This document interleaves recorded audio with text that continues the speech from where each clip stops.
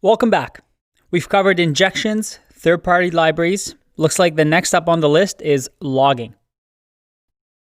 And logging is, once again, another important topic. I'm going to give you a hint. All of these are important. But logging can be quite tricky. There's no clear right and wrong way to do things when it comes to logging. But let's talk about what it is. Logging is all about getting information from your system, let's say your machine, your server, as to what is happening. You want to gather information about how users are using your service, your website, your perhaps REST API, so that if something goes wrong or you see something suspicious, you're able to use logging and whatever we've logged to find the issue, fix the bug, or prevent any attacks. And one of the biggest security issues is something called insufficient logging. Insufficient logging and monitoring, coupled with missing or ineffective logging, allows attackers to attack systems while not being detected so that they can tamper, extract, or destroy data. The interesting thing is that if you look at most breaches that have happened over history, studies show that a time to detect a breach when something has gone awry and perhaps a bad person has entered your system, your database, and gotten information, the time that it takes to actually detect it is around 200 days. And it's typically detected by external parties, such as security teams, rather than internal monitoring. So having good logging means that you're able to detect issues quickly and prevent any bad things that might be happening with your product. So how can we do this? We want to have proper logging set up on our product. And the two tools that I really enjoy with Node is Winston and Morgan. So let's see how they work. All right, so let's add some logging into our server. I have two packages that I really like when it comes to logging. And there's a ton of options out there.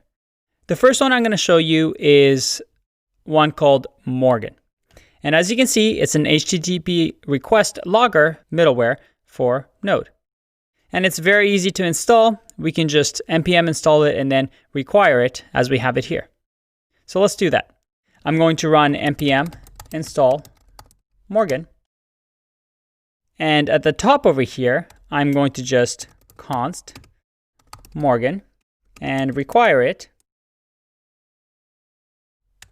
since we just installed it. Okay, so with Morgan, we can use it as a middleware. Again, for Express, if you want to use a middleware, you'd use something like app.use, just like we have here with bodyparser.json, which, by the way, allows us to receive JSON data from the request.body, as you can see here. So with Morgan, I can say Morgan, and then give it some options. Let's say tiny. So if we scroll down through here, we see that there's options that we can give Morgan on what kind of logging we should have. So with tiny, now that we have this middleware, let's save, run npm start. Our app is listening to port 3000. And let's open up our app and say check. Submit. All right, going back here, I see that I get options. The endpoint secret got a status of 200 and it took 3.7 milliseconds. We got some logging of what happened with the request. Now, here's a little side note that we need to fix before we can actually test this. You see that this is options instead of the post request that we're expecting?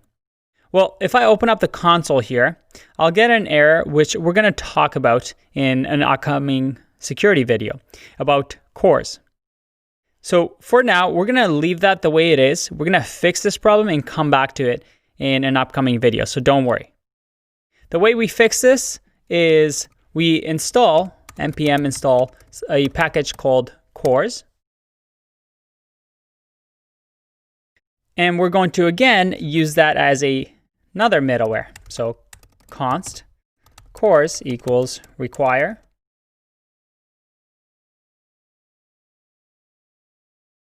cors. And once again, we can say app.use cors like this. So let's save that. Let's run npm start again. And go back to our app. We're going to try that one more time. Hit check, or let's change to hello, submit. And we go back and look at that. We have a post request that hit the endpoint secret. We return status of 200, and you can see the times here as well. Very cool. All right, so Morgan has this logging that we get. Okay, we can do another one that I like, which is combined. And I save here, go back, type something like bye, submit. And look at that. We get a lot more information. I get a post request. I see what kind of HTTP protocol I used. I look at what kind of device the request came from, and a ton of more information.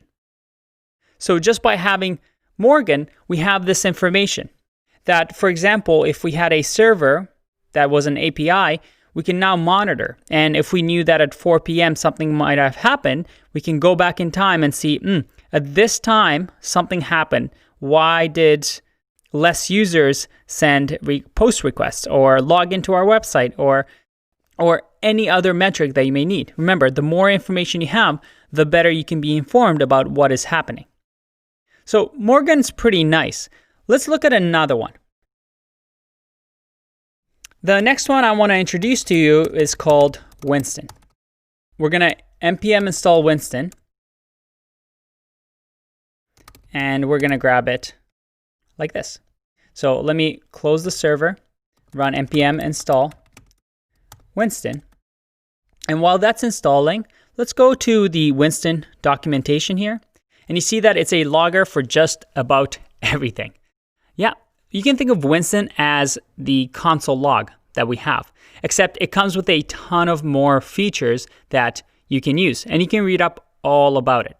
It's really, really good, and I've used this in production, and I highly recommend it. See, with console log, you can only do a few things. It has limitation. With Winston, you have the power to do a lot of interesting things.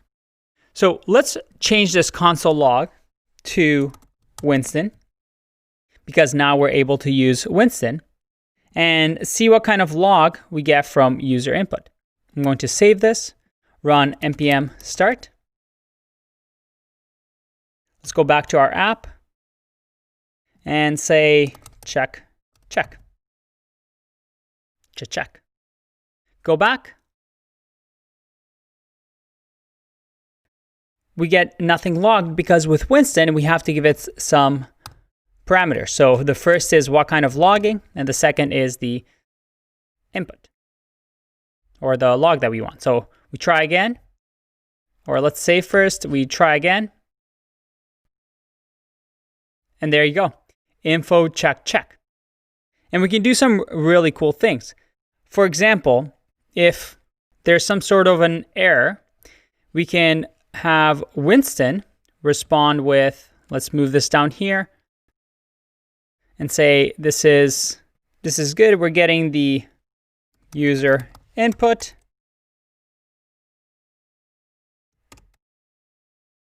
And if it errors out, then we're going to do something different. We're going to log out an error, or we can do just short form error here and say that this guy is messing with us. So if I save that, go back, hit submit again, go back, I see that info user input was check, check. That's great. If I mess something up, let's say that we send a bad request and we don't send the user input. So let's just say that on the front end, I'm going to send user input with an exclamation mark. Well, I can't do that. With 1. I'm going to save, go back. Let's refresh this and we'll say, how about now? Submit. And look at that. Error. This guy is messing with us. So you see over here how with Winston, we can get some really, really good logging so that we can go, because these will be logged somewhere, we can go back in time and say at 4 p.m. our server shut down or we experienced some issues. We can go back and see, what happened this time, and we are able to get hints about maybe some of the inputs that users have sent or other things. And you can see here that logging is up to you. What information you want to keep, what information you want to save is completely up to you. The idea is that you want to have good information, but you're not storing any personal information in your logs. And most definitely, you're not returning any logging input to the client. Because if we send something, let's say a user tries to sign in, and if we send with an error, or we return instead of a status saying user already exists, well, if we respond to that and we send that to the front end, now I'm giving information away about my system. I'm letting the person on the website say, oh, I just found a user that might be in a database. Maybe I can try logging in with them and use SQL injection to see if I can get their information. So here's the thing with logging. It's very tricky, but you want to log information as much as you can so you can get this knowledge about how your system is working. But you also want to be careful to keep this information to only the levels that should have access to see this. So you never want to log out system errors in a front end on console, because then anybody in the world can see it. Finally, I want to end off with one thing. There's a major issue with logging in that we're relying on logs for security purposes, but logs are only going to tell us of a malicious event once it's already happened. And if we only periodically monitor our logs, then we're going to miss whatever information was important at the time anyway. And then there's also the issue of how much data do we want to actually record? If we have a really busy service, our logs files are going to be enormous because I can just save all these logs in a text file and keep them somewhere. And the more information we have, the harder it is to find data that we might be looking for. Anyway, logging is a complex topic, but you want to just be thinking about this. What information do you need so that you have a secure application you can detect when security issues arise? But also keep logging away from clients or users because you don't want to reveal any information about your system. Any small information might be used against your app. All right. I think my head hurts. That was a lot of information, but I hope you found this useful, and I'll see you in the next one. Bye-bye.